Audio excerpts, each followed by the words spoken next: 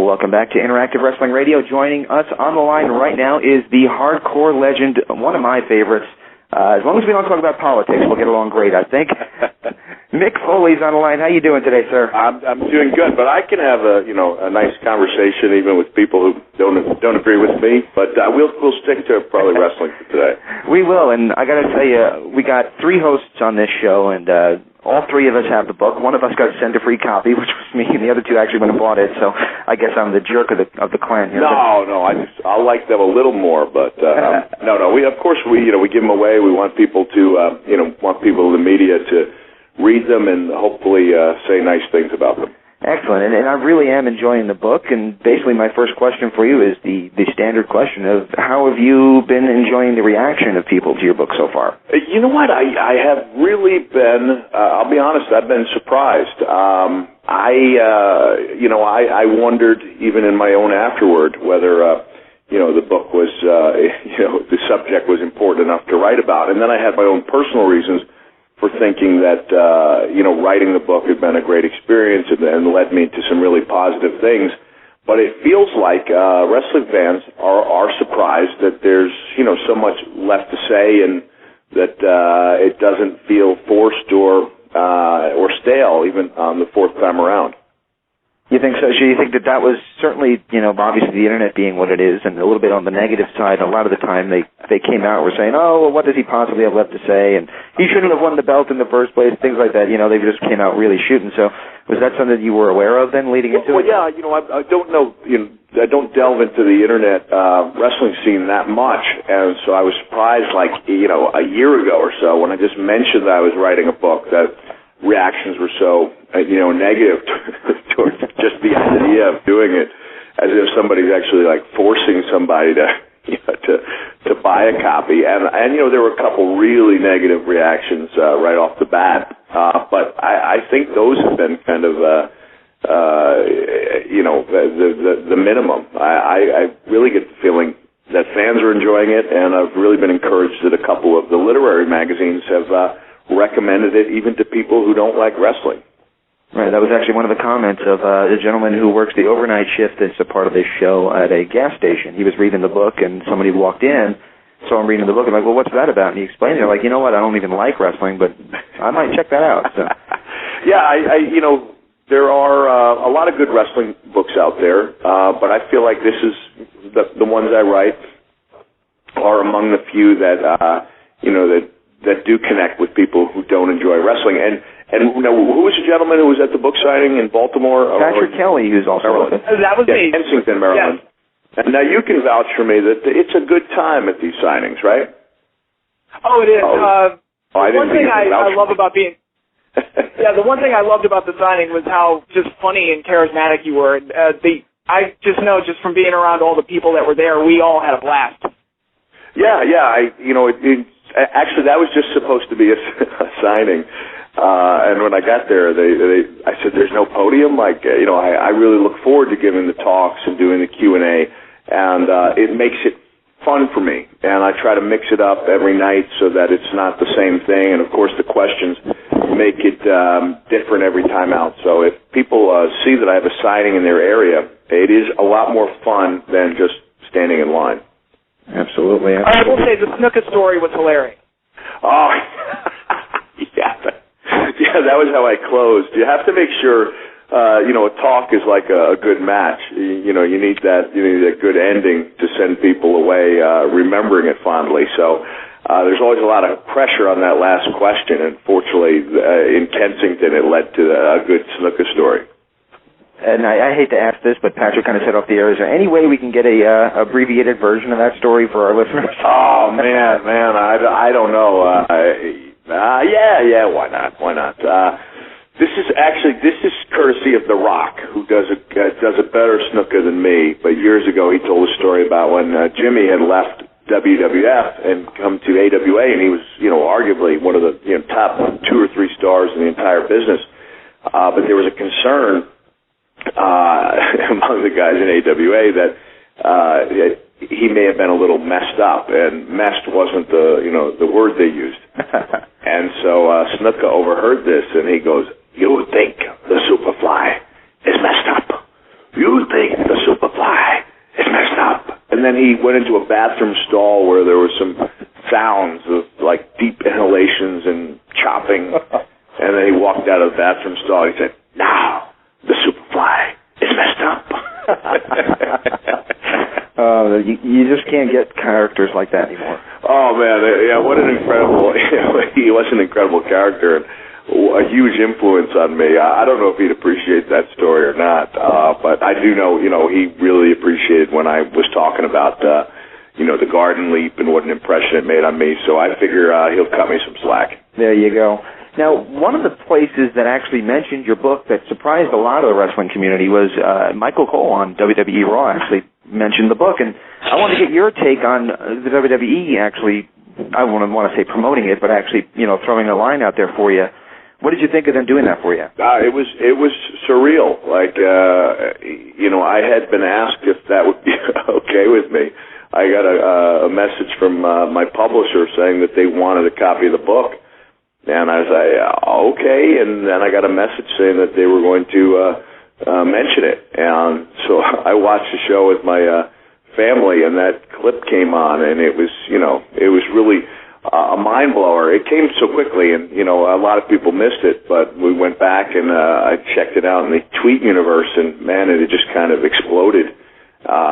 And so I don't know how well this book will do. It's too early to tell, but I imagine if it does well, it'll be at least in part to, WWE making it seem relevant, making me seem relevant too.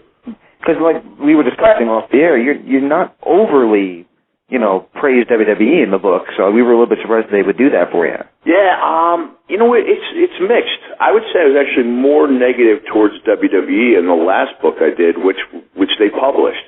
And so, Vince has some faults, some of which I point out in the book, but he is this firm believer in the First Amendment and letting people say what they want. I'll tell you a funny story about Vince, if you don't mind me doing another weak imitation. Sure, go for it. When the WWE lawyers rightfully brought up a lot of concerns, when the Hardcore Diary was published, in particular, the segment that I criticized where Vince was Dr. Heine and was pulling objects I remember.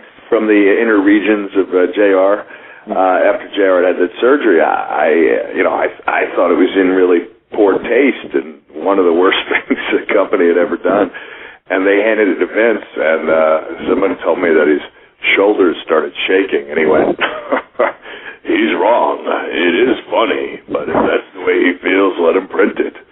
So, I think I think they looked over a couple of the chapters, like the one on substance problems and on the early deaths, and I guess they did not think it was damaging to WWE, and I know I wasn't pointing fingers at those particular chapters. And deep down, I think Vince actually, has a soft spot for me. So he was just, as far as I know, he was just doing something nice. Very cool. Cool. Now, one thing that I really like about all your wrestling memoirs is how brutally honest you are about the stuff that you did. If you liked it, you'll praise it. If you weren't a fan of it, you'll tell us that it sucked. And I do really appreciate that honesty. Is that something that you really strive to convey in your books? Is that something you decided early on? I'm going to be honest with the people that read it and tell them, I didn't like this or I didn't like that. Right. When I did the first one, as far as I was, concerned, it was going to be the only one. I didn't really know if anyone was going to read it or not, but I wanted to bring a sense of closure to my career. This is 11 years later. I'm talking about bringing closure to my career in '99, and I wanted it to be honest because I wanted it, to be on a shelf so that I could look at it, or my kids or my grandkids, and have it be an honest account of my career. I've heard a couple people say that I've got an ego problem, and I don't know what they're looking at because I go out of my way to call it like it was and not add any more grandeur to the things I did. I would agree with that entirely. And one of the things that Patrick came away from your signing was your discussion about the Rocky movies, and that kind of leads us into your Last Man Standing match you had with Flair. You did the Rocky II ending. And the question I have for you is, Have you seen it back yet? And how did you feel that it came off on TV? Yeah, I could. It was a little confusing. I probably should have tried to make it up at the same time as Rick. And I think when they cut to me, I had already kind of sunk back down. And so it appeared, I could see why people would think that Rick won the match. Yeah. And, I think they ought to, play that up on TV. I mean, he ought to be kind of hot about it. But honestly, I thought I ripped off the Rocky II ending when I did Last Man Standing with the other Rock, with Dwayne Johnson. There was not a conscious effort to do that. I just think it was kind of cool that, Rick got the last blow in, yet I was the last guy up. But I'll go so far to say that was the only, thing I would redo from that match. All right. I got two things left to ask you, and I'm not sure. I know you got short time here, so I don't want to take up too much more. We got 5 or 7 for you guys. Cool. Excellent. Well, let me ask you this. As much as you can admit in public of being a fan of an adult film actress, mine is probably the favorite would be Christy Canyon. And about 5 years ago, I picked up that more and more she was working her way into your promos. And basically, I was just curious. I know it's explained a little bit in the book, but what ended up, being a conscious effort of bringing that out into your promos? Oh man, well I've done their show, Playboy Radio. Mm-hmm. And she was just a nice, funny person, and who had brought me some happiness, over the years. And I think, what was important to me was that she, obviously absolutely never looked like she was doing something she wasn't enjoying, and she never looked like, like she was being denigrated. She was always firmly in charge, and so I didn't feel bad about checking out an occasional CC movie. I'm not sure why she wove her way into a couple of the promos. I think it was just that I had met her and had really hit it off with her, and she got into your psyche, in other words. Felt like throwing her name around. She's in there a couple times in the new one as well, and so I guess she's very flattered by it, and she was one of the main reasons I spent the extra money for an index on this one. So people who are in the book could just go back and go to the back and see where they are. Okay, very cool. And of course, going back to the internet obviously always has the rumors and things like that going around, and the rumor is now that you've had your Last Man Standing match, they're not sure what's left and all that, all the rumors that go around. What is the future for Mick Foley in the wrestling business? Oh, man. I'm still under contract with TNA, and I'm going to do the best job I can for them. I don't know if that involves wrestling again. Honestly, I would rather it not. But I still think there are ways I can contribute. And I've got some plans, to make a splash. I was going to say an impact. That'd be too predictable. Yeah, cliche maybe. Yeah. I still think I have some room left to help out on the show without being, without trying to take up too much time. That's probably better left for the younger guys. Excellent. And Patrick, did you want to wrap us up? Sure. Just thank you so much for your time. It was an honor getting to meet you last week at the book signing. I really enjoyed the book, and thank you again for spending this time with us. It was a blast. You got it. I enjoyed it, and it's very seldom that I hit people with a Superfly and a Vince McMahon imitation in the same interview. I thought you were going to tell me to do my Rocky Balboa, but just that one was really good too. That's pretty. I only do. I guess I said in the book I only do 3 imitations: Vince McMahon, Rocky Balboa, and Terry Funk. But I guess you could throw in Superfly as being a decent one as well. That was pretty good. Yeah, a lot of people do stick of it. You did it pretty darn well. But then again, you have a little bit more of a insider view. Well, when you guys have The Rock, Dwayne Johnson on, have him do Superfly for you. It's amazing. Very good. Very good. Well, again, check it out.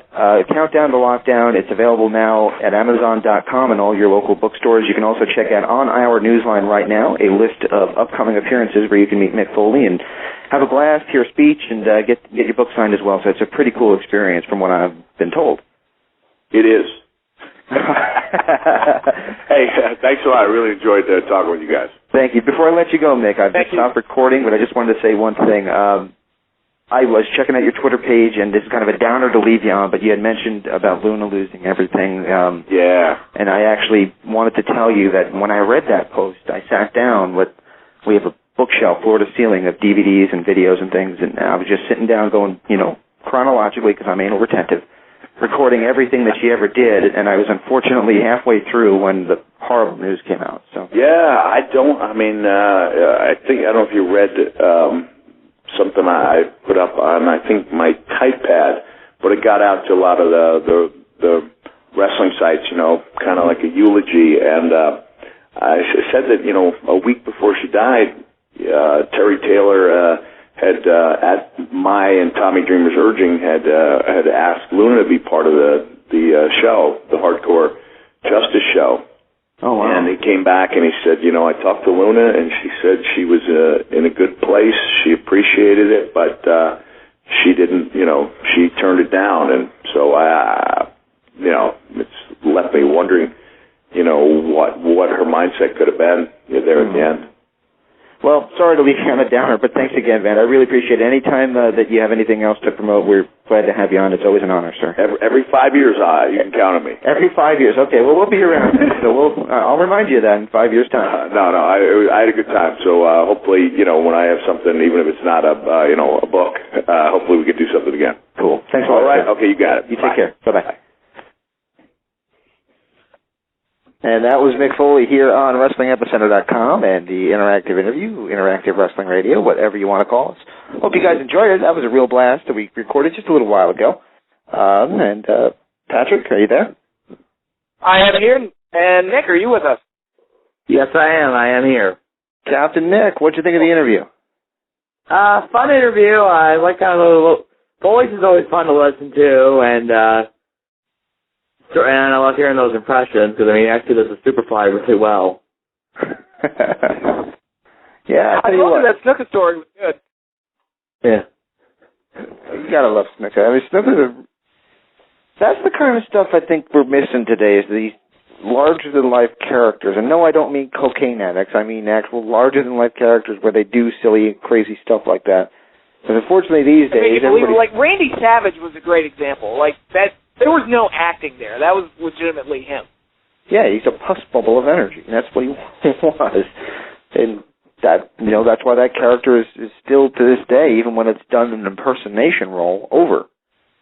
So, I don't know. I mean, we can't, knock everybody from stage, because we do have our own colorful characters. Edge, for example, is a good example of a colorful character.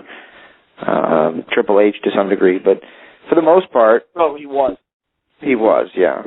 For the most part, we're kind of lacking in the larger-than-life characters. Maybe better athletes. In a lot of cases, definitely better athletes. But in terms of actually, personalities that you're going to remember for the rest of your life, not as much. I think a large part of that comes from, and I don't mean to get too harsh on WWE here, but I think a large part of that comes from the fact that everything is just overly scripted. And they aren't allowed to interject their personality. Like, we keep going back to John Morrison, but I don't believe for a second that the smiling goofball that you see on Raw every night is what John Morrison wants to be. I don't believe that either. I mean, if you look at some of the most successful characters in wrestling, you always hear kind of the same thing. That is them turned up to 11. The Rock, going to The Rock, I mean, he talks about how, as Dwayne Johnson, that's a lot of how he was. And he was doing the people's eyebrow when he was at Miami as a taunt during football games. That, that worked its way into his wrestling persona, and that's how part of the reason we got The Rock. And, I mean, even Mick Foley, I think if you would argue from in terms of, money, his most successful persona is kind of the goofy comedy family guy. And, you know what, lo and behold, Mick will be the first to tell you that he had a lot of success with that character, and that's what pushed him over the top, and that's what allowed the guy that said, I'll never be world champion, to become WWE champion multiple times. How glad do you think Foley is that we didn't ask two things? One, the WCW memory loss thing, and he needed that. And the King of the Ring 98 thing. I mean, I think he's sick of talking about that one. It's like, I fell off a cage, guys. Get over it. It's that's kind of what I'd be about 12 years later. He actually talks about that a little bit in the book. Does he? What does he say about it in the book? Basically, he just says, I understand that it was memorable, but it's been 12 years. I had a very long career before and to a certain extent after it. There's something else to talk to me about than the cage. Yeah, one thing that Foley brought up on one of the DVDs, and I think he brought it up in one of his books too, he had a Hell in a Cell match on an episode of Raw with Kane, and he took a fall off the side of the cage. He didn't get thrown off the top, but he kind of, like Shawn Michaels style, he was climbing up the top and he got knocked off as he was climbing. It didn't look anywhere near as impressive as the Hell in a Cell at King of the Ring, but it hurt him more. He was more injured from that fall than the big fall off the top where Taker threw him. And he's like, it's just amazing that everybody remembers this one fall, which really didn't hurt me as bad as it could have. I mean, it still hurt, but it could have been a lot worse, too.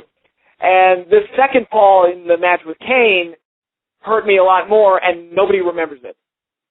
Well, I think part of that is, A, the fact that the Hell in the Cell Undertaker falls are replayed constantly, and two, I mean, I know that physically he says the one hurt more than the other, but there's actually, if you go back to that Hell in the Cell, there's actually, 3 bumps that really hurt him. There's the first fall off the side in the announce table. There's the second fall where he gets choke slammed through the cage and he falls and he collapses part of the match, and JR screaming, "It's good God Almighty! As God is my witness, I swear he's broken in half."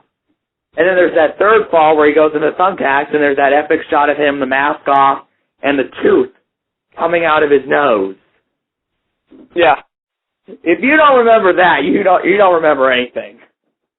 Yeah, I mean, that was when I was watching that. I actually, again, I had the illegal cable hot box at the time, so I didn't order it. Yeah, I'm a bad boy.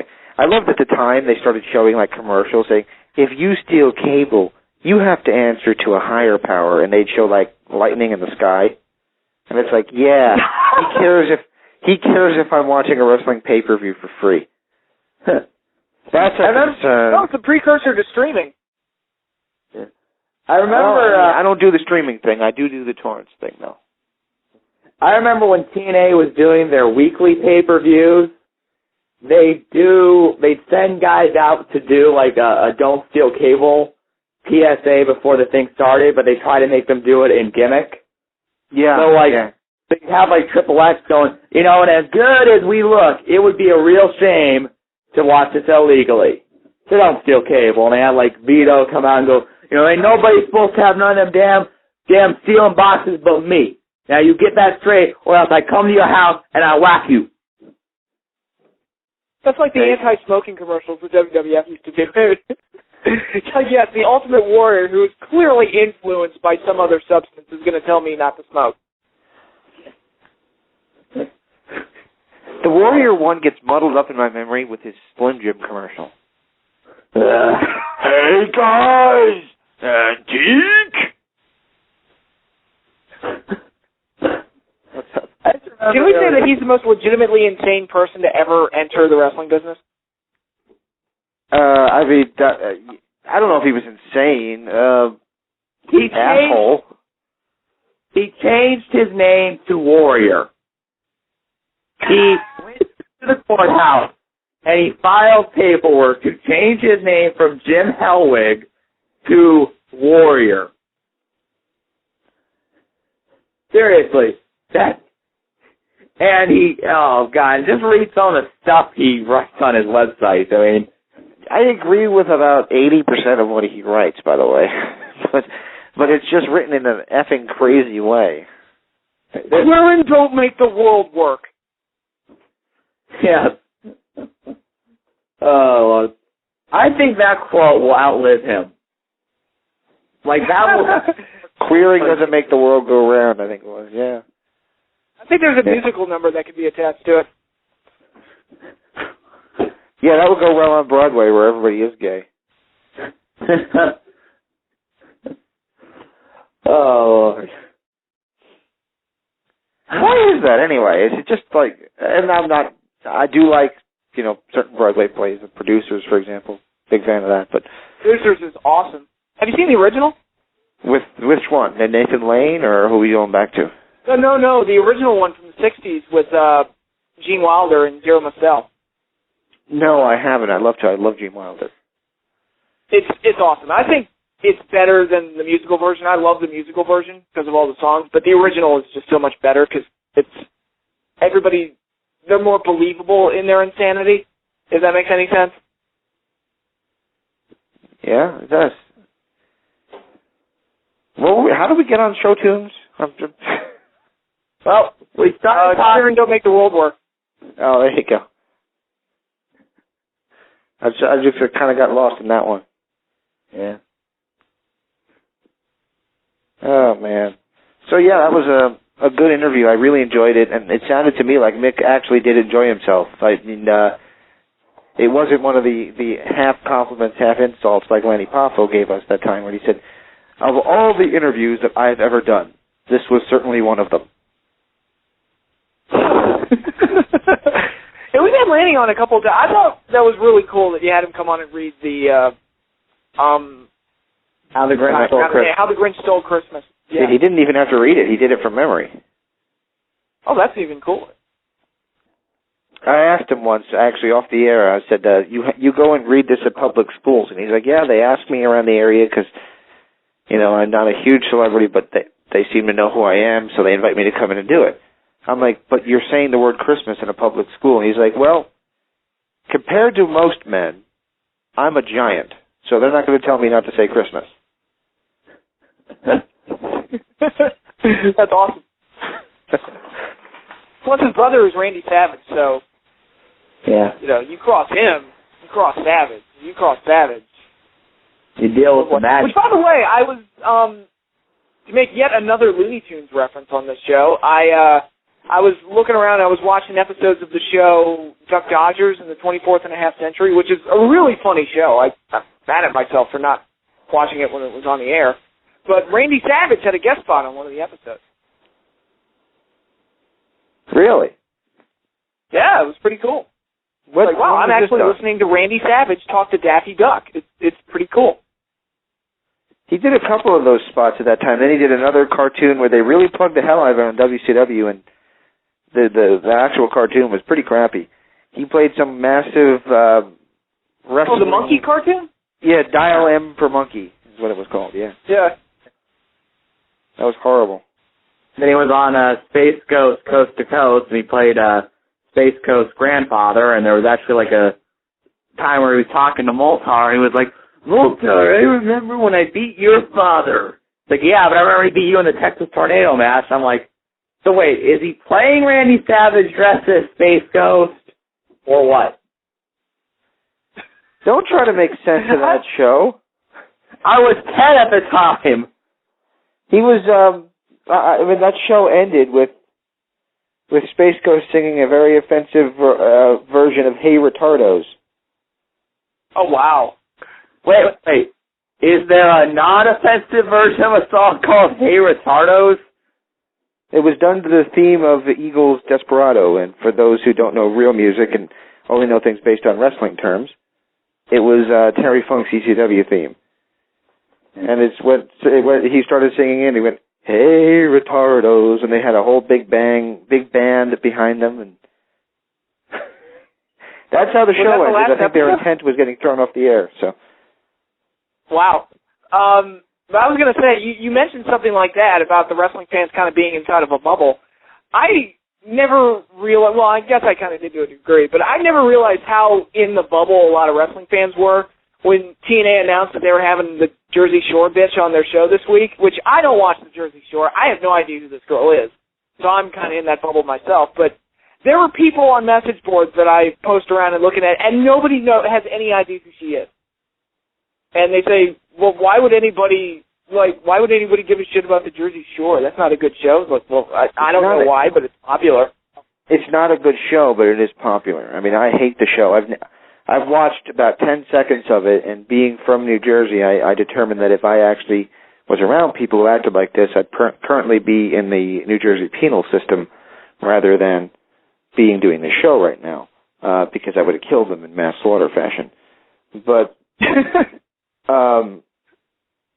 yeah, wrestling fans don't watch the Jersey Shore apparently.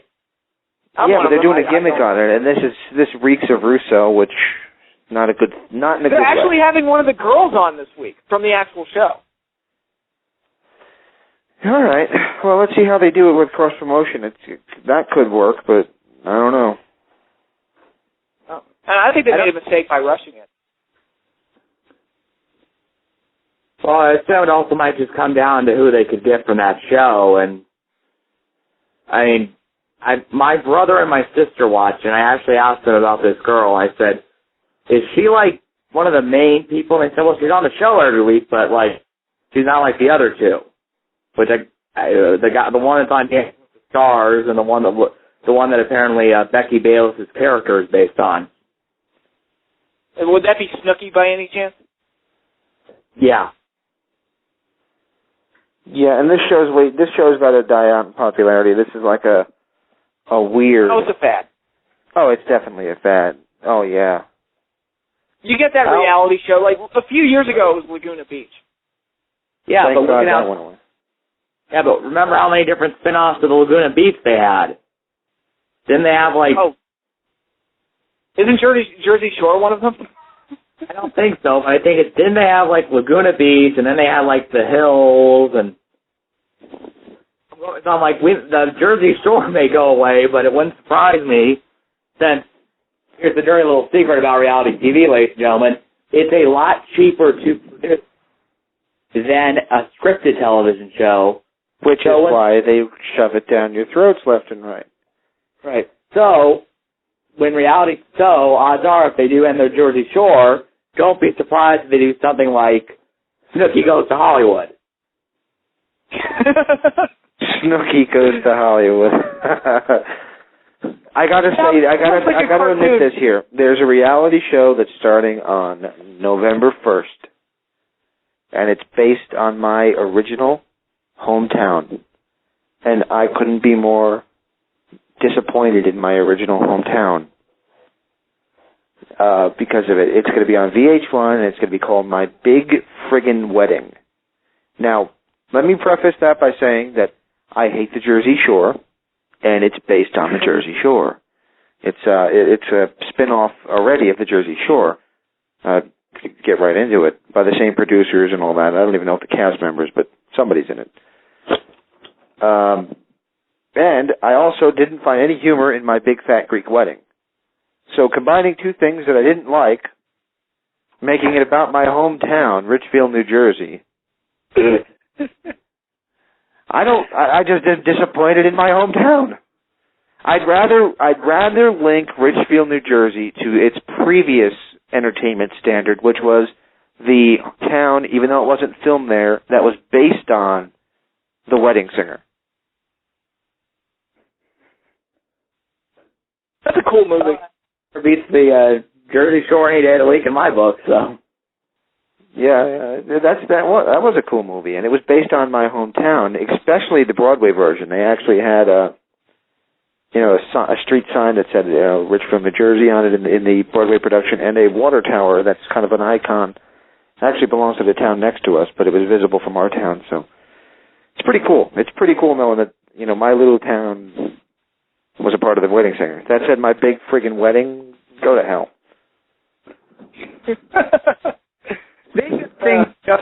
James, didn't you want to review Raw tonight? Yeah, I did watch Raw this week. Did anybody else?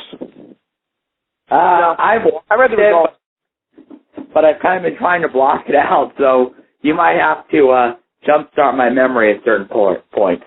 Well, really, here's what I've heard. I've heard the wrestling, the actual in-ring wrestling quality from bell to bell was good.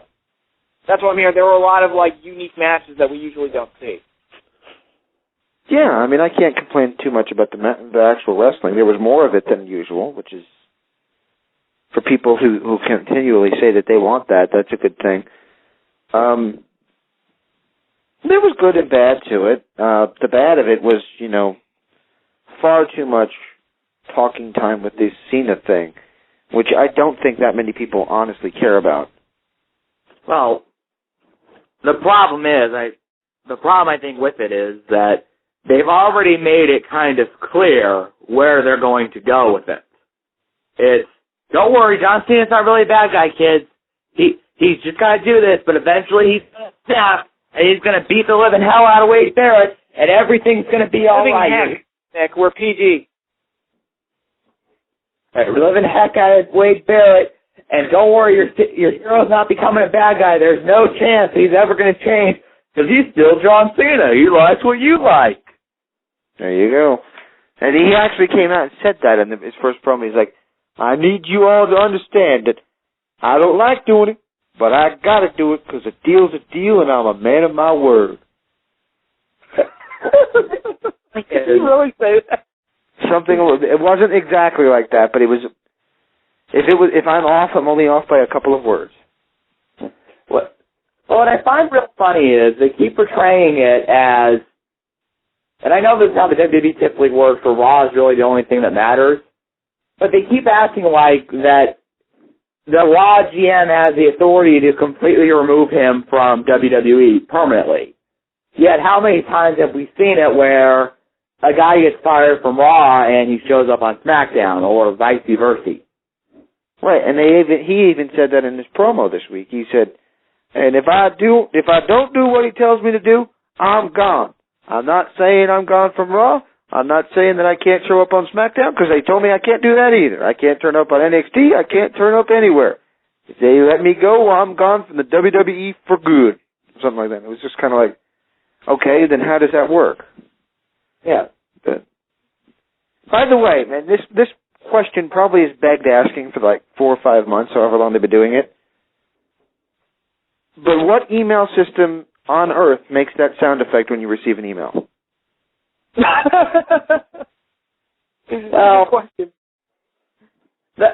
see, I think it's that they want it to be something that everybody in the arena can hear and understand, and on TV, that we're getting an email from the mysterious general manager. But like you said, it's just a completely unrealistic sound. You know what they should do is, remember that guy Special Ed from Crank Yankers? Oh, God. Yay! It's the birthday! Yay! You got mail! Yay! I got mail! How many Yay! tickets can I buy, lady? Hi, lady.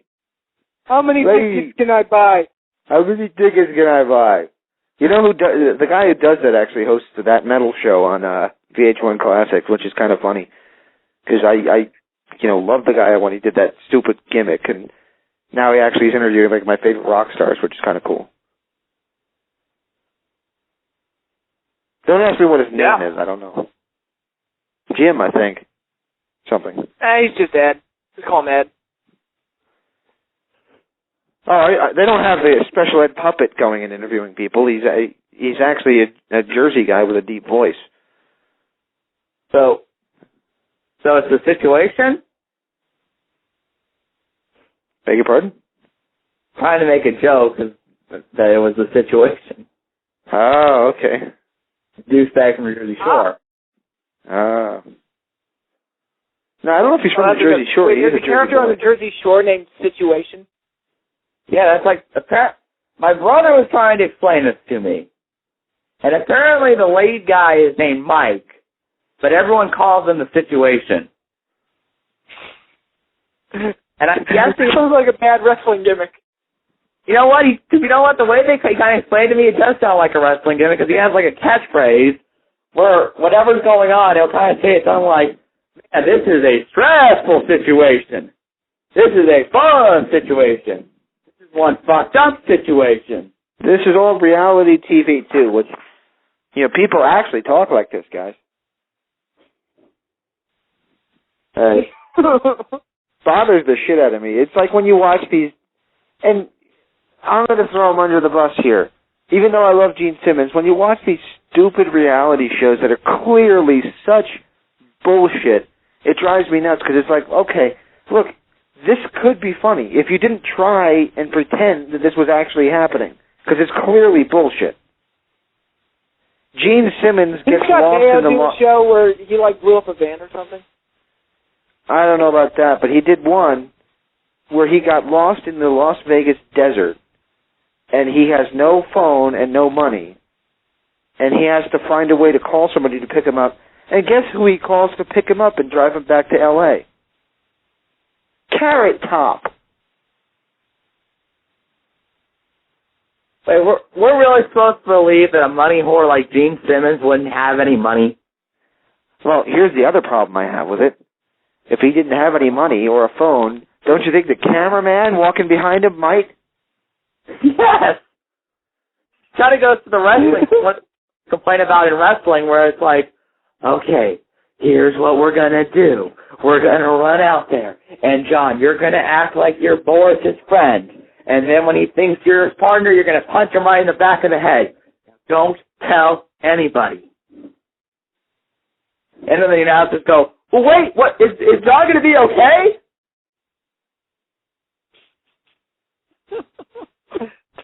Don't tell anybody.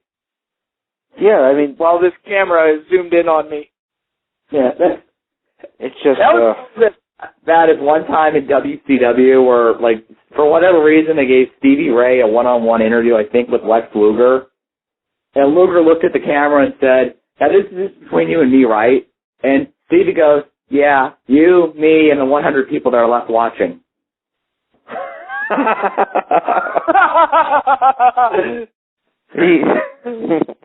They were really, when was this? Towards the end, or? Yeah, right towards the end. And then, like, Shivani was like, of course, Stevie Ray meant the millions of people that are watching. No. They were still doing millions at the time, but it was a shrinking audience. Well, at their low point, they were still doing, like, this is a sharp drop from where they were. They were doing, what, 2.5s against the WWE that was doing 2.5 was a good rating. I mean, they were about 2 point, I would say between 2.0 and 2.5 consistently. They very, very seldomly drop below the 2. Right. So, I mean, right, which again is still far beneath what they were doing a couple years earlier, but TNA never got that much against WWE, and WWE, they're almost at that level themselves. And somebody makes the point of saying that when WCW, when it ended and the shows got canceled, the ratings were actually better than most other cable shows. But unfortunately, it just got that Jamie Kellerman got in there and he said, I don't want wrestling on this network. And it was Jamie Kellerman, it was Brad Siegel, and it was the guy kind of in charge of the whole TBS Turner side of things, was also making it hard on them even before that, because they're looking at WWE ratings and saying, well, why can't you do that? Meanwhile, WWE has Terry Runnels bending over in a thong and Mark Henry's 85-year-old girlfriend giving birth to a hand, and WCW has crowds chanting, you suck, and instead of cutting out the crowd audience sound, they have Tony Schiavone having a broken up sentence because they're cutting out the word suck entirely from the broadcast. I mean, it was a completely different set of rules that each company had to play by. And, I mean, like we're basically trying not to say, even though we mean it, is, TNA would have killed to have those ratings. Oh, absolutely. WWE would. Well, they'd kill to have the ratings that they had 10 years ago. Well, I'm sure. Here's the thing. Right now I'm betting Raw. The last Nitro ratings are better than what SmackDown's getting. I know SmackDown is building a little bit more on Sci-Fi, but it remains to be seen, and if they'll get to, if they'll get up to Nash Raw ever again. It definitely. No, I don't think so. I don't think so. Yeah. I mean, I don't know about you. I don't think they will, just because it's not a live show, and it just doesn't feel as important. So it's not like Monday is not wrestling. Friday is not wrestling night. Friday is go to the movies night. So. You know what movie I watched instead of watching SmackDown last Friday? I'm almost afraid to ask. Ernest Scared Stupid. Ernest Scared Stupid. Yes, I would rather watch Ernest P. Worrell fight off trolls in one of the most brain-dead movies I've ever watched than watch SmackDown. That was the mindset I was in Friday night. You know what's funny? All the reviews for that show were like, SmackDown returns to form. A brilliant night of action on SmackDown. You know, like, I'm like, you guys are acting like it was, like SmackDown was a year ago when it, well, not now more than a year ago, when it was clearly the best wrestling show out there. And, it, you know, we had all these great plots and all these turns. And that's how people were acting. They were actually saying, like, this is the best SmackDown's been in a long time, and it's great to see they're back on track. I'm like, no, they're not. Because they're still doing Kane versus Undertaker. You've now got Big Show apparently trying to be his movie character. Oh, God. And apparently this week... You know what? I think WWE's going to break their own record for quickest release to DVD. Yeah. And then some idiot will email me talking about how, well, you don't understand how limited release works. And they never meant for it to turn a profit in the theater. I'm like... Yeah, by the way, that excuse for anybody is just bullshit. It's like when you buy these independent shows or what have you and see them on DVD, and there's not enough people to surround the ring in the audience. I'm not talking first, second, third rows. I'm talking that there isn't enough people in the front row to surround the ring. And you'll say something like, well, there's no attendance there. I mean, how could they possibly have broken even? You don't understand. They make their money from DVD sales. Do they sell it to the same 13 people that just showed up? I mean, where the hell are these buys coming from, supposedly? Yeah. If you can't sell tickets, you can't sell DVDs. Just saying. Yeah. Yep. Yeah. But, you know, a movie, any movie, and limited release. If a limited release film only grossed $100,000, which isn't that what it was? I'm not sure. Yeah, it was a really low number. And like, if it only grossed that much in this day and age, when ticket prices are as high as they are, then it bombed. I'm sorry. Yeah, I don't know. I mean, you'd think WWE films could do it, but I think there's a stigma on it where if it's released by a wrestling company, they're not going to take it that seriously for the mainstream because they'll just see it as a wrestling movie. Well, you know, I don't know why you think they could do it, James, because, I mean, look at the movies they pick. They're not getting a good quality selection of movies. I mean, I highly, highly, highly doubt that there was a fight in Hollywood over Paint or this Knucklehead movie. I highly doubt like the big studios were like, well, you know what, I like this project, and they're bidding for it. I mean, there's some projects that like when they're going to movies, there'll actually be a fight. There'll be a bidding war because it generates that much positive buzz. I highly doubt that we're getting that. One of them. Knucklehead and Edge's next movie where he plays a lawyer trying to recover his stolen car. Holy shit. That sounds like a bad SNL skit. It does. I mean, apparently the movie is Edge will play a lawyer whose new car gets stolen, and he goes like on some wacky adventure to try to recover, and I'm like, isn't that the plot to Corvette Summer?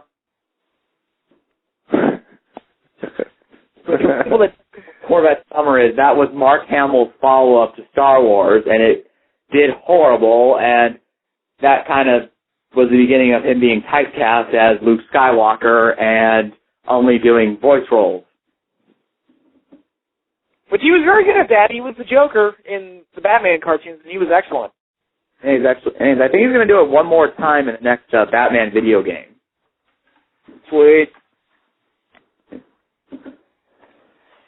So, real quick, we have to do it, Pat, because we haven't done it yet this week. Uh-oh. What'd you think of Big Bang Theory? I thought it was very good. Did you like that one? I did. I'm digging the shamey. You're digging the shamey.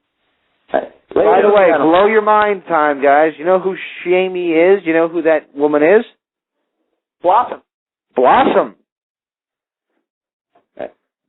Back on TV. Now all we need is some douchebag to come on to the show and say, whoa! Ladies and gentlemen, to appeal to you all that are listening right now, please email James at WrestlingEpicenter.com with these simple words. Never talk about the Big Bang Theory again. I hate this show, and I'm sick of them talking about it every week. Please, I'm appealing to you, our listening public. Help me out here. It's a funny show. I like it.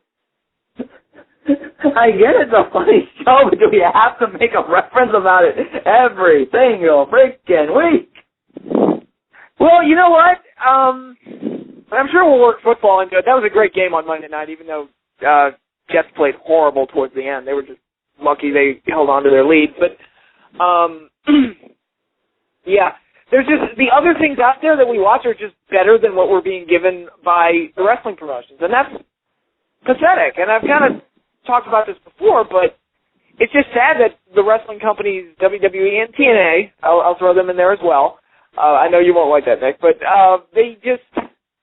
they're not being the best that they can be, and the products are just wrestling's not cool anymore, and that's unfortunate. Yeah, and when we say it's not cool anymore, we're not saying, but our friends aren't talking about it at the mall. We're not saying that. We're just saying it sucks. We're not swayed by others' opinions. Our actual opinions are it sucks. And we're the ones that have been watching it our whole lives. Yeah, and I taped Raw this week, and I watched it in fast forward most of the way, but I watched the whole show and got rid of the commercials and got rid of anything else that I, didn't want to watch. And, I enjoyed that, and I watched Bound for Glory from start to finish, and that was okay. It wasn't as epic as I hoped it would be, but I didn't think it could be. I've said this before, I didn't think the build-up and the card that they had established was good enough to make it an epic pay-per-view. I mean, there was a couple big matches on it, but there was a lot of stuff that they built towards, but it just didn't have any kind of fire under it. I don't know about you, but I think EV2 lost its fire leading into the show, and I think RVD and Abyss had a lot going into it, and I think the main event did, but other than that, I don't think there was a lot of fire behind it. I'll say this, I actually watched a tape of Bound for Glory. I finished watching it today. Guns and Generation Me, that was a hell of a match. That was, and let me say this. The best thing about Team 3D announcing their retirement is that we don't have to see any more promos where they tell us how good that they think they were. Because it's bullshit. Oh, we're the former WCW, NWA, ECW, WWE Tag Team Champions. Well, let's review that. Okay? You held the NWA belts while you were in TNA, before they switched to the TNA tag belts. So it's not like you held them back in '88 when it actually meant something. Right. WCW tag belts. You never actually worked for WCW. You won the WWE's pulling out the WCW tag title prop. So again, it's not like you were active and competitors in WCW.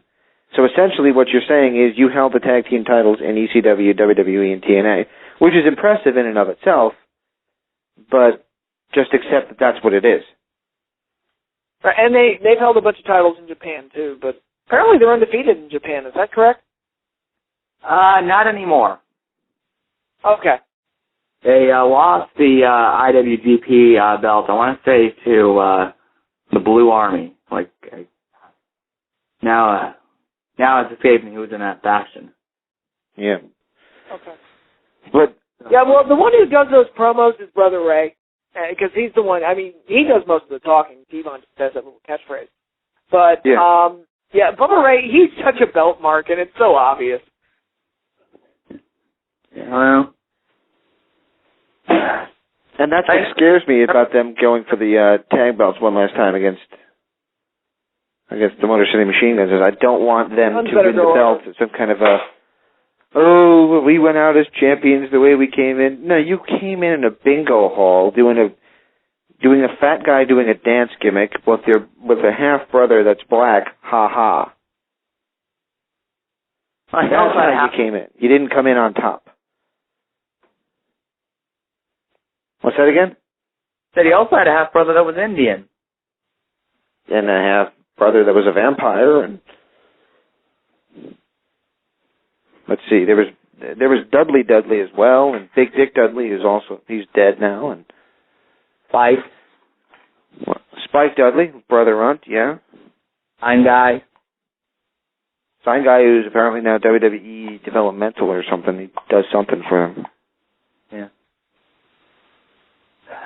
I think he does their travel plans, actually. Oh, well. He's a good guy. But, I mean, it's just such a fallacy. They're a hell of a tag team, and their place in the business is clearly going to be as one of the greatest tag teams of all time, but I don't think they ever surpassed the Legion of Doom, the Road Warriors. Because when the LOD says that they said they held the AWA, the NWA, the WCW, the WWE tag team titles, they actually did. Yeah, they held the tag team titles the AWA tag team titles in a casino that was about the same size as the ECW arena. True, but it was also syndicated throughout the West Coast while it was still a syndicated product, whereas ECW claims that, we were national. No, you weren't. You were on at 2:30 a.m. on the MSG network. I mean, it bothers me. It bothers me that people have this fallacy of what ECW was, because it really wasn't.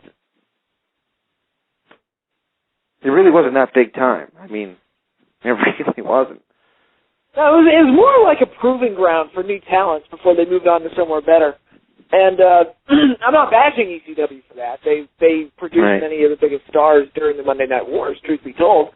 But going back to the Dudley Boys, I personally don't feel like championships, the amount of championships you win, really matters all that much, because you didn't win shit. So you're not the greatest tag team of all time because you held 24 titles. That really doesn't matter, because the titles are manufactured and the show's fixed anyway. To me, the Dudley Boys were part of that tag team renaissance in the WWF in the early 2000s with the Hardys and Edge and Christian. And they deserve a lot of credit for that because they kind of rejuvenated tag team wrestling. But in my opinion, they were probably, I don't want to say they were the worst team of those three, but I at the very least, I tend to look back more favorably on Edge and Christian. Yeah. I mean, and that's where they cut their teeth. They cut their teeth. Their legacy is basically based on 1999 through 2004 WWF/E. That is where their, quote, legacy was built. And, they could talk about ECW all they want, and I'm not saying that stuff doesn't matter, but it was a very regional promotion. And, saying they were WCW tag champs, but they never wrestled there. And, TNA, realistically, they did everything they did in the first 2 years, and then since then they've been just stale. So. Yeah, I think the best thing they did was their stuff with the Steiner Brothers, actually. I really enjoyed that stuff. And that didn't involve any tag titles. Exactly. Well, I'm going to jump off here, guys, and hope everybody has a good night. By the way, the Cardinals beat the Saints. Awesome. I got to say, that was cool. Luck. Very cool. Hey, sometimes it's better to be lucky than good. And the only thing you could say is that I'm not, of the mindset of this is the greatest team ever, because they're clearly not. They're not even that great of a team. But they're a better team with this kid Max Hall as quarterback than they were with Anderson.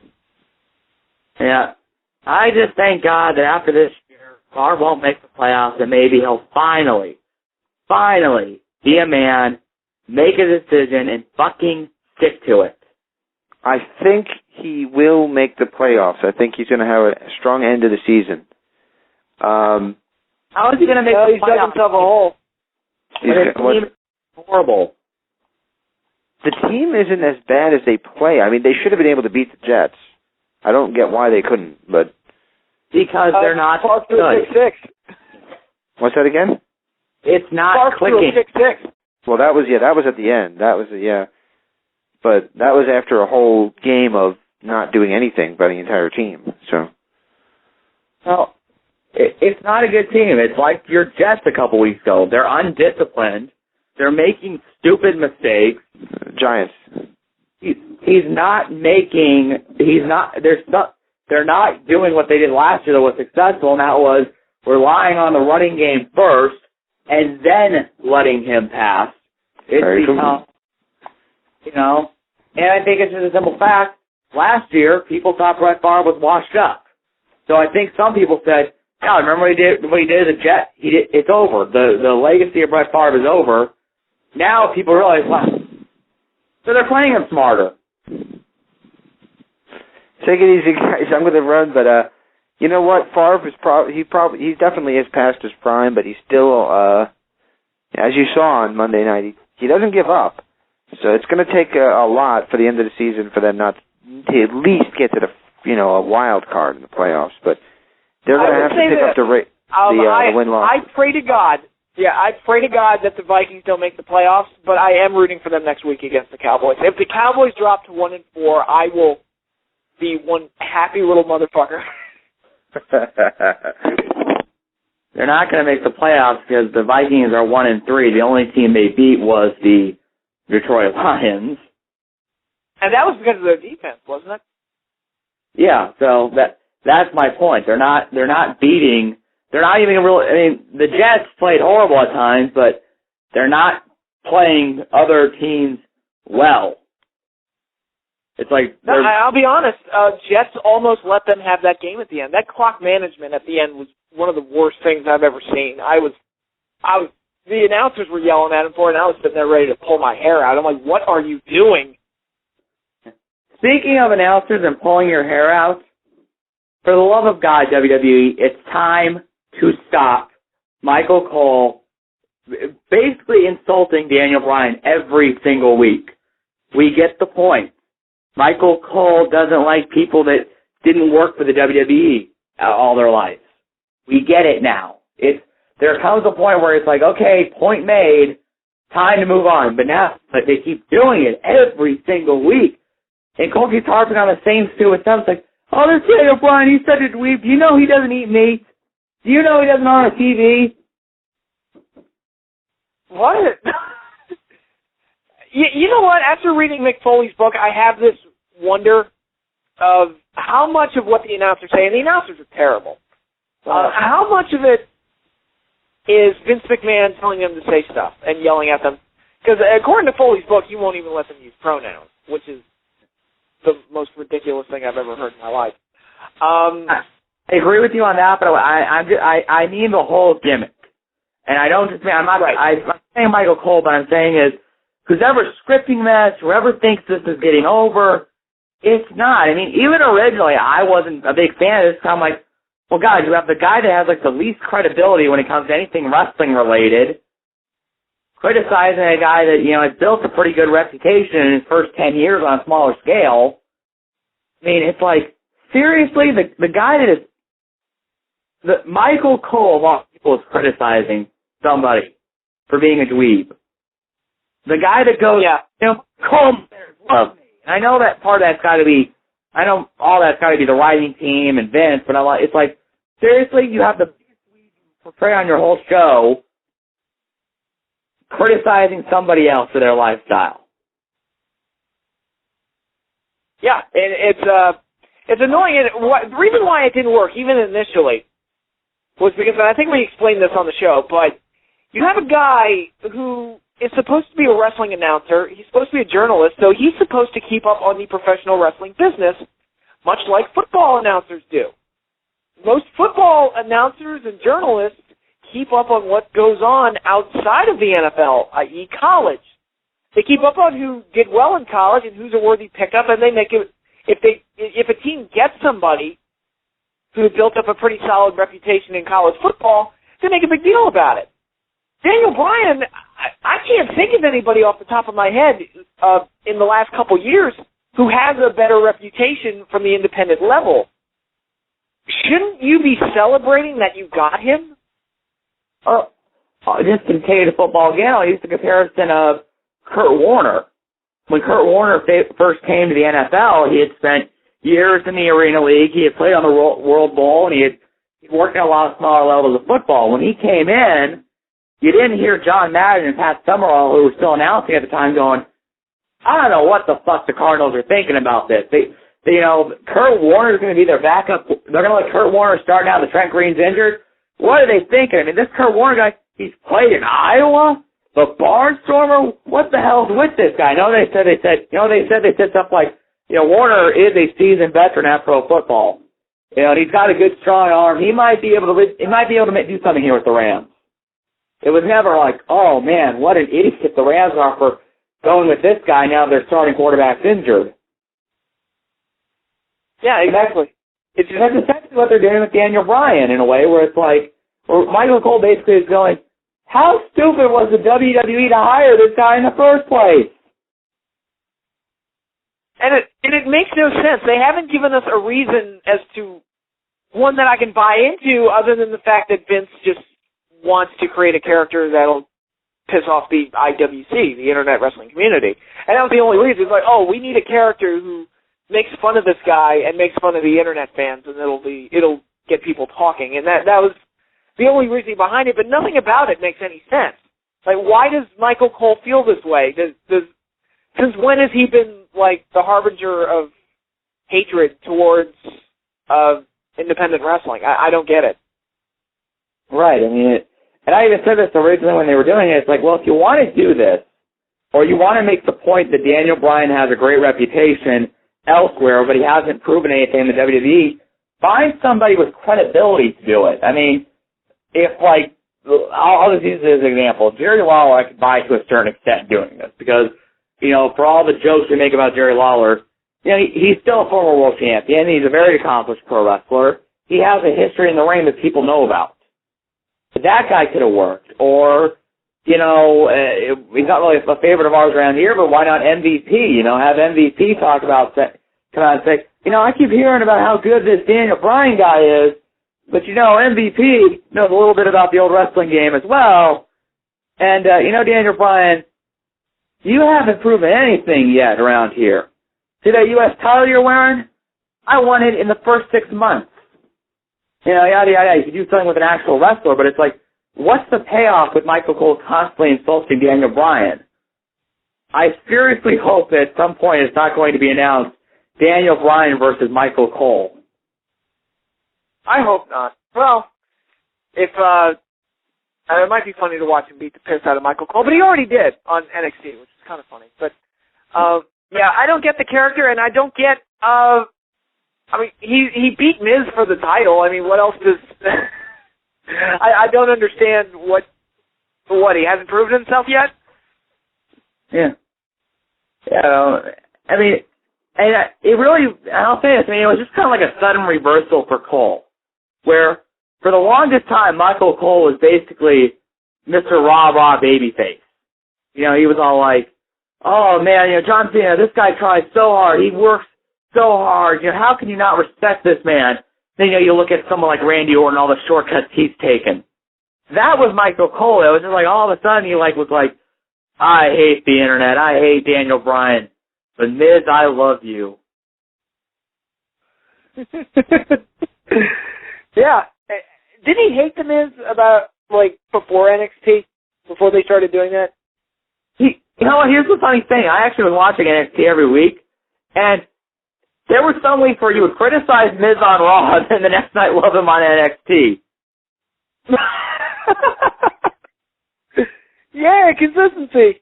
Great. Oh, God.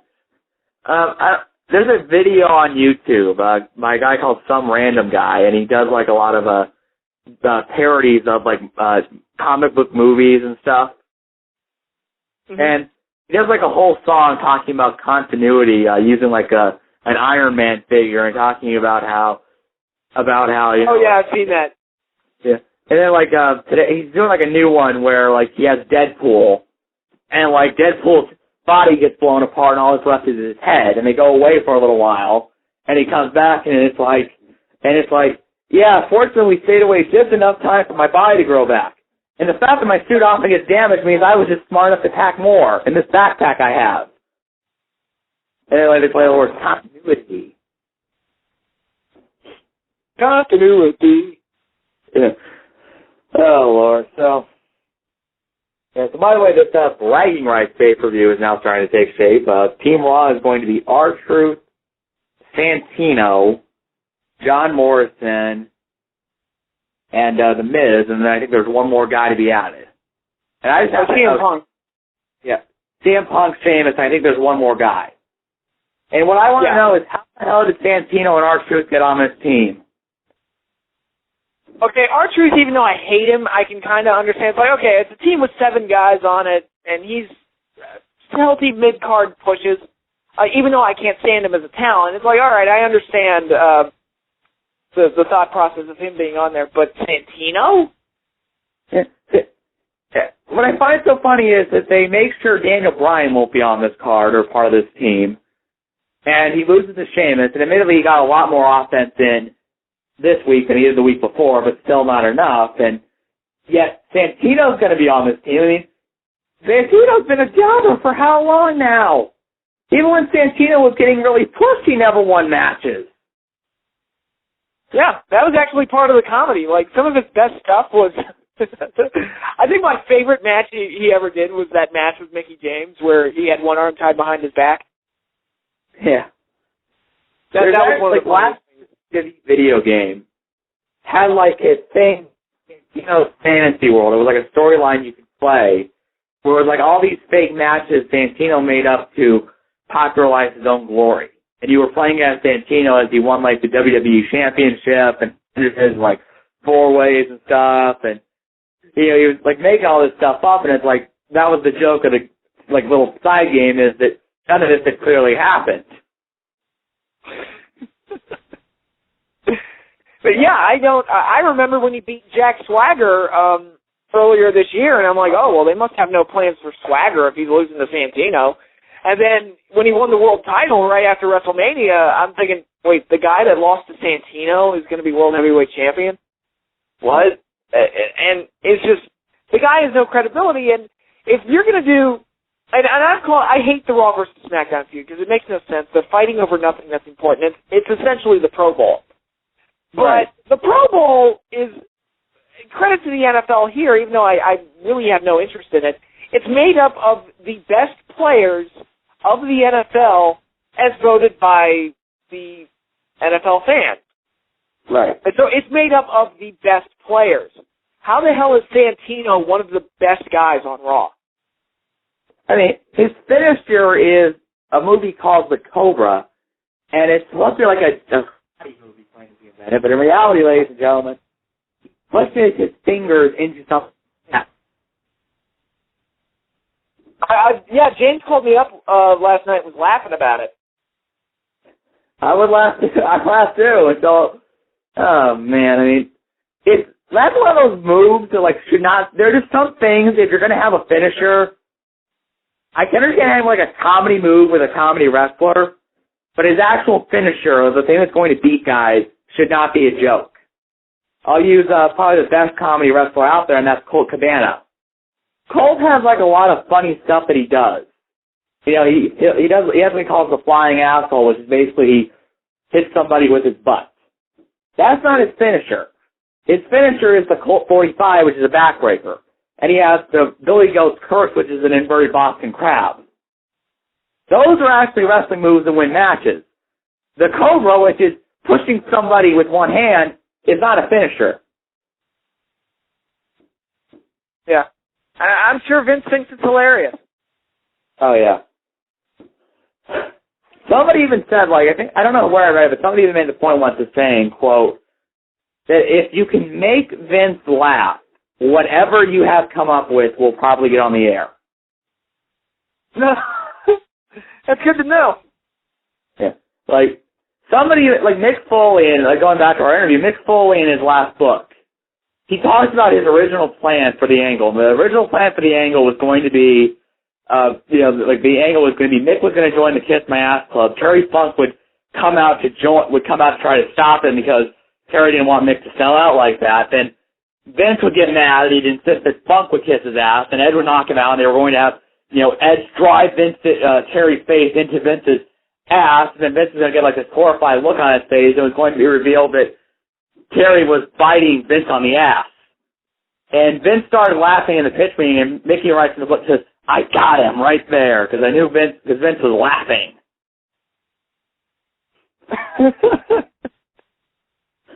Wow.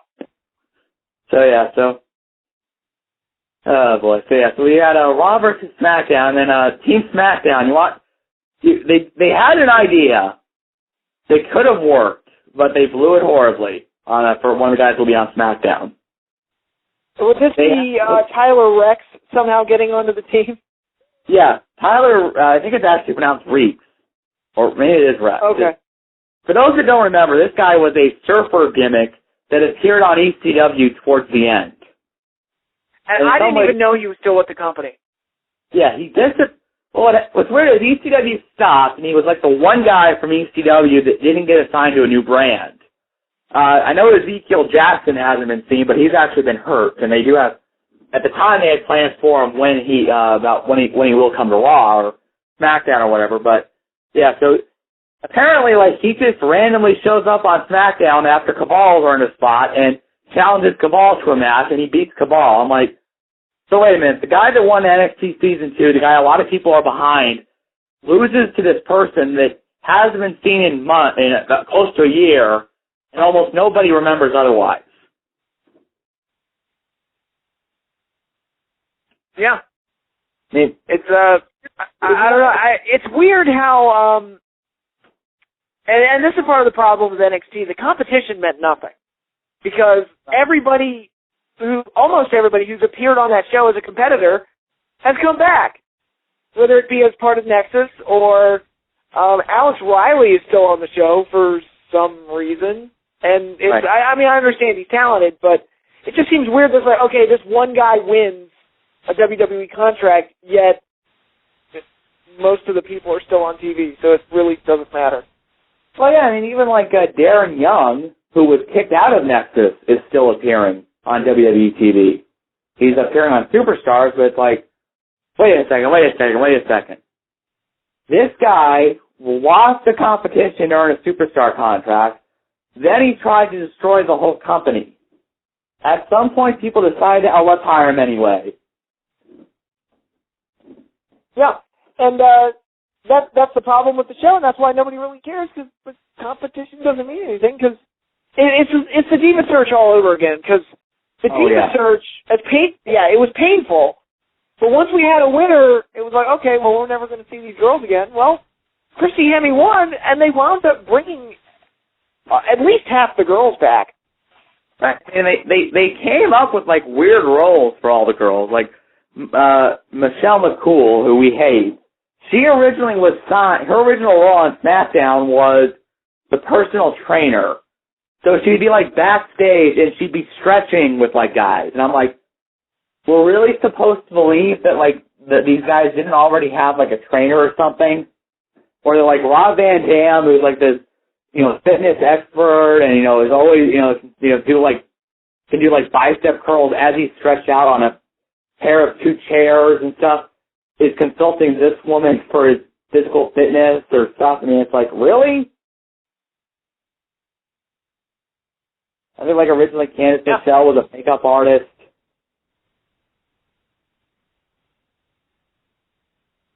Patrick, are you still there? Yeah. Okay. I'm still here. Don't do that. Just scared me. The line went dead.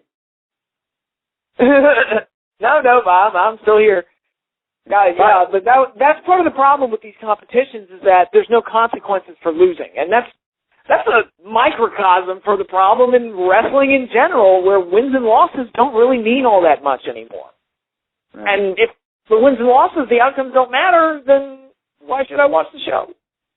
I mean, it's basically kind of with NXT. It's like, for the most, a lot of those guys have been brought back. I mean, and it's like, if anything, I would argue that Alice Riley and now Barrett, not Barrett, but now Husky Harris and Michael McGill are getting a bigger role than the guy that actually won. I mean, Caval's on SmackDown, and I mean, I'm willing to bet there aren't people to watch. Clearly, the same people that watch Raw don't all go over and watch SmackDown. So I'm sure there are some people that are left wondering if, like, Caval were to show up on Monday, like, people would be like, who is this guy? Yeah, and this is another problem. WWE, they seem to put all their effort into Raw and making Raw, and I understand that they want to make it special and great because that's the flagship show and it's the live show and it's the Monday night show and it's number one. I understand that, but do you really? Wouldn't it be more beneficial to make me care about your other shows too? Like, okay, there's a Raw rebound on SmackDown, but there's no SmackDown replay on Raw. Don't you want me to care about both shows? When the split first started, they tried to do that. I mean, they actually did have a SmackDown rebound or a SmackDown replay or something, and I mean, that was back when they actually, like, really gave a crap about the brand separation. But they just, it's like now they kind of stopped it. And it's like, here's the thing: if you're building for a Raw versus SmackDown match, you should make both shows kind of seem important. I mean, like, this upcoming Saturday, my Nebraska Cornhuskers will play the Texas Longhorns in a football game. And there's all this build-up about the history between these two colleges and the games they've played and the great players that have been a part of it. We're seeing clips of, Colt McCoy was there last year, and, Eric Crouch used to be the Huskers quarterback, and we're seeing all these great moments, and it's like, this game means something. They portray both these teams as meaning so much to the history of college football. But on Raw, I mean, it's just like, it's all about Raw. It's all about Raw. Oh, yeah, here's this other show, SmackDown. Essentially, they're turning SmackDown into, like, Baylor, which for people that don't know, Baylor is another college that's in the Big 12, but it is not a very good football team, so traditionally it always loses. Yeah. Yeah, it's and I don't know why you mentioned college football, and that reminded me of Jim Ross, and it reminded. I wanted to ask you this: did we ever get an official number for the Raw rating last week? Because the only number I saw was on Jim Ross's blog, and no offense to Jim Ross, but I don't. He said they got a 3.3 last week. I don't trust Jim Ross as the be-all, end-all number for what they actually got. You know what? I don't know what happened, but it seemed like everywhere I looked, that was the number that people reported. The only thing I ever saw is that according to Jim Ross's blog, I'm like, well, Jim Ross isn't reputable for numbers. So. Right. I mean, like, I respect Jim Ross. I mean, if you read his blog, I mean, there's clearly a pro-WWE slant, and I'm assuming that he's still with them in some capacity. But, it's like, I agree with you. I mean, I was actually reading that originally, I was like, so wait, just because Jim Ross said it, we're reporting it? And it's like, did Jim Ross give, like, a source? Did Jim Ross, like, go, I know there's, like, a ratings website, and I don't know what it exactly is and when it's updated. So I'm like, did he go to that website? Did he say that? Or, I mean, like, or is he claiming he has a friend in the television industry that told him this? Or is he just making this number up? I mean, yeah, it sounds made up because, or at least misinterpreted, because I find it hard to believe that the ratings were down to like a 2.7, 2.8 1 week, up to a 3.3 1 week, and then back down to a 2.8 this week. And I can understand that there might have been some swing last week with Cena having to join the Nexus, and last Monday's game being such a blowout between the Patriots and the Dolphins. But I can't take a leap. I can't believe that. I mean, I know people always say, oh, well, college football eats into wrestling ratings. I'm like, not that much. Or not, at this point, not that much, It's not like there's a very huge audience that they're competing over. I mean, anyone, even back in the day when wrestling was at its hottest, despite what some people will tell you, wrestling never beat Monday Night Football.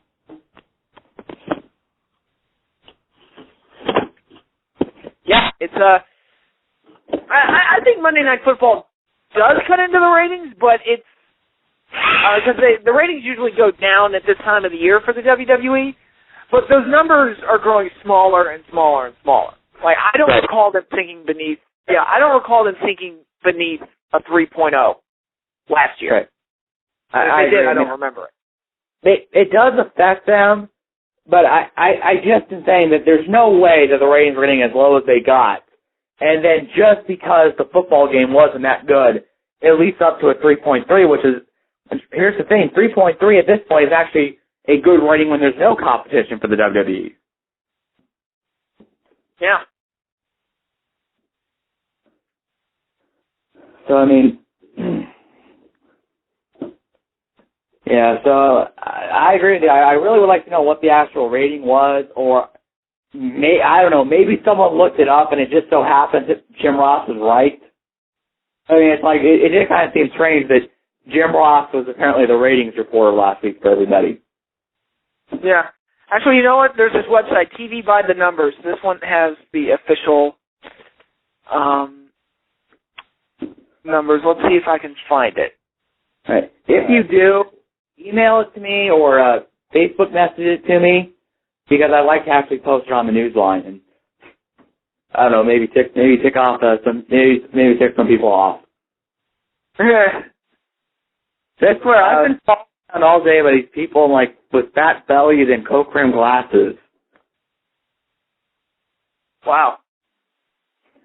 I'm kidding. Just for anyone who may not understand, a lot of the stuff I say on this show, I am joking. And for those who may not have missed it yesterday, I tried to call Jim Cornette out on some stuff. Yes, which was hilarious and highly unexpected.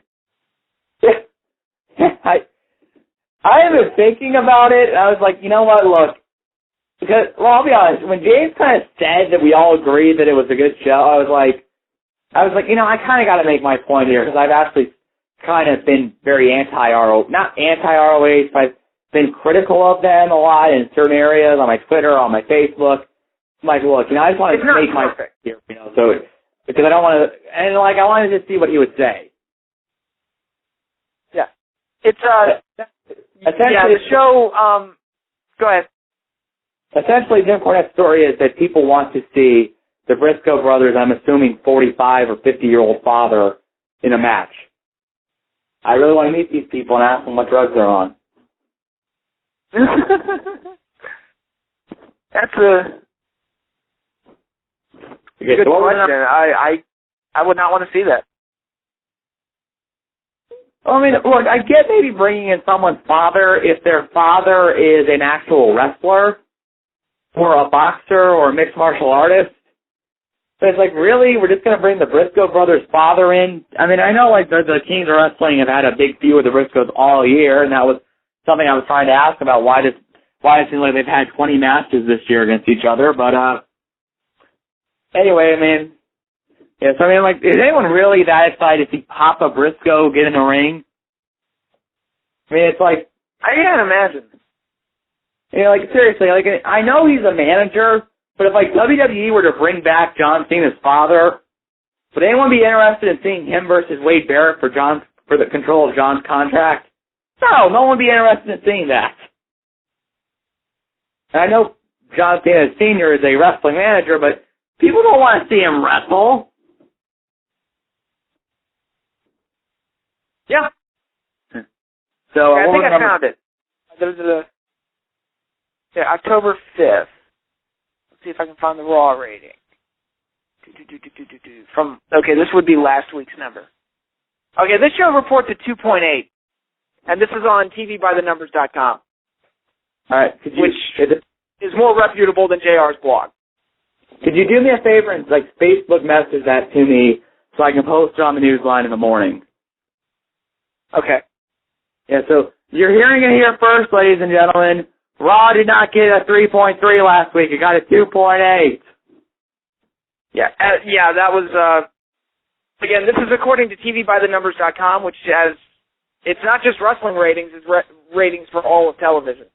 And it's very reputable. So. Yes. So we have a reputable source, and I'm not saying Jim Ross is a liar, but perhaps Mr. Ross was mistaken. Perhaps he called somebody and asked what the ratings were, and they said maybe the early numbers indicated a 3.3 somehow. I don't really know. Maybe it's kind of like the presidential election, where like the first district that reported looks good, so they projected 3.3. Yeah, I'll be honest, I have no idea how the television ratings work. So I've given up trying to figure it out. You know what we need to do? If we could ever find a wrestler like that actually was involved with like the television side of things, and just ask them to explain how the ratings work.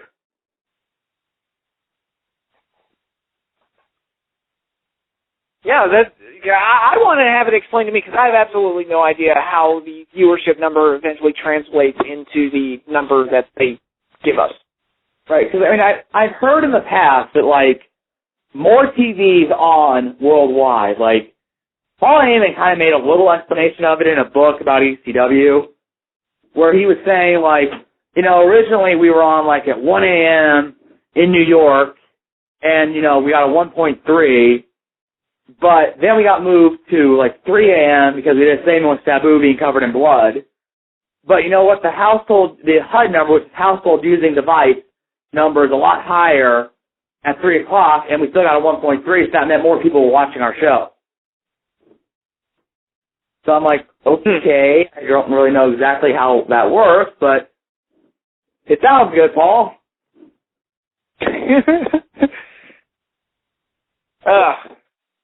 You know what? Heyman is doing stuff again. Like he's getting involved with he produced like a commercial for MMA video games. So maybe we could lower him onto our site, you know, and maybe just ask him like, okay, you're a smart guy. Could you please explain to us how the hell the TV ratings work? Because we always report these numbers and we really have no idea what they are. Yeah, all I know is that it's a number that goes up and down every week. That's all I know. And if it goes up, it's good. If it goes down, it's bad. And Paul Heyman, yeah, he's really getting busy in doing other things. It's a shame that TNA didn't pick him up and that deal didn't work out.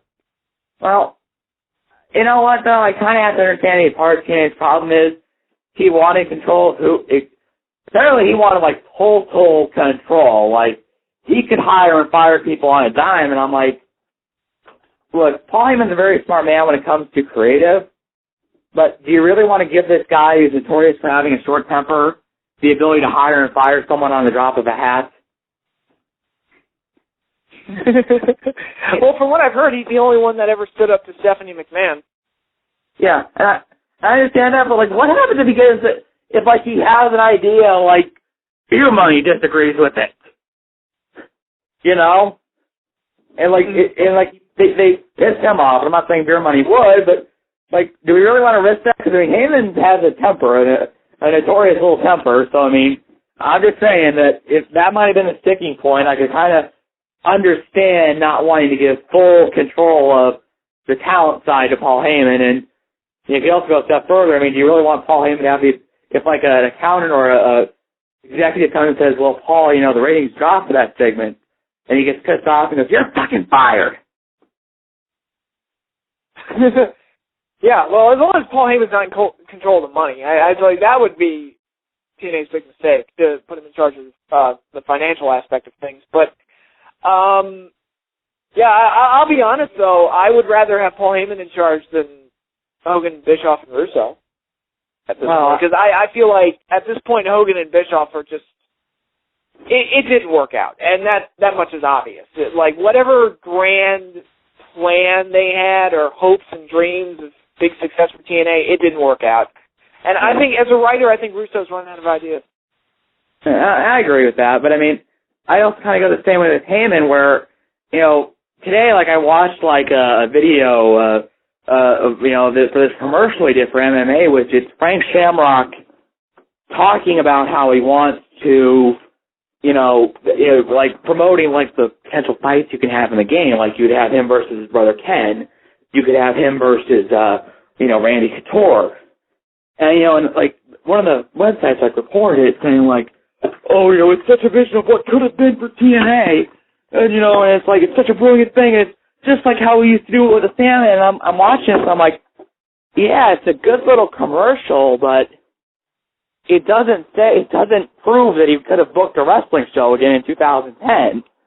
I mean, and I'm like, and I'll be honest, good little commercial, but it's like, it's not like one of those commercials that's like, oh yeah, I definitely gotta get in this game. It's like, I think some people didn't really understand, would understand it's an MMA video game because they claim it's a short film called Retirement Sucks. Yeah, and that's part of my concern with bringing Heyman in. Is he one of those guys that he had a lot of good ideas in the past, and does he have any more good ideas?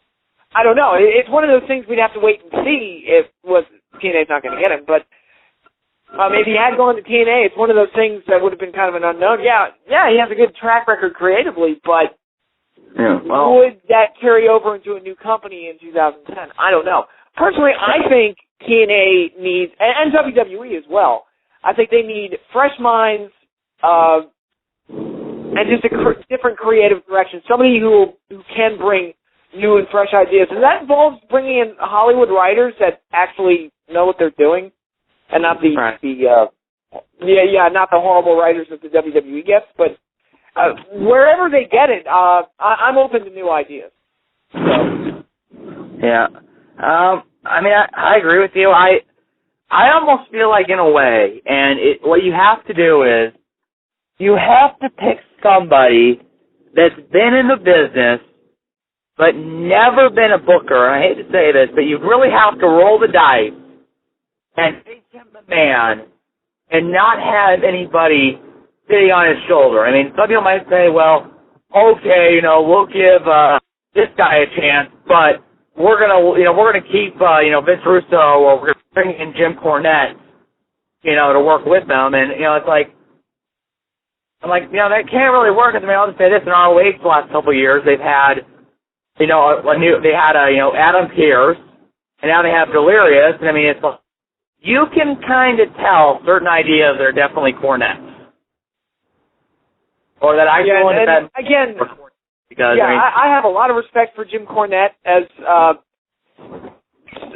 and his role in professional wrestling, but I think he's one of those guys. The kind of show he'll book, he will not make a bad show, but he's not going to give you anything new or innovative either. Right. I mean, I can get some of the appeal of what he was saying. I want to bring the good ideas of the '80s forward and put them with modern day wrestlers. And that can work to a certain extent, but you also have to kind of realize not everything is going to work from the 1980s today. I mean, you have to be willing to adapt. You have to be willing to change. I mean, it's such a different world now. Oh, yeah. And unfortunately, for a while, wrestling changed with it. We saw that with the Attitude Era and how much that reflected society.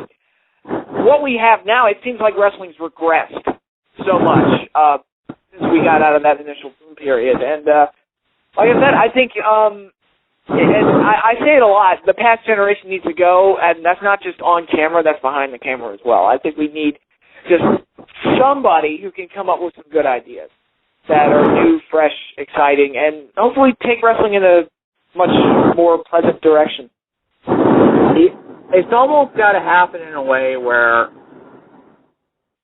I don't want to say everyone retires, but we've got, like you said, we need like almost the apocalypse of pro wrestling. I don't want to go that far, but we need like some big life-changing event. Now, I almost want to say like, there's some TV show where like the whole world gets like devastated and then they rebuild. That happen, where it's like, okay, most of these guys go away and it frees things up. I think a great example is Paul Heyman, where, look, he didn't have a whole lot of booking experience before he became the head booker of ECW, but he knew enough about the business that he managed to make it work once he got that opportunity.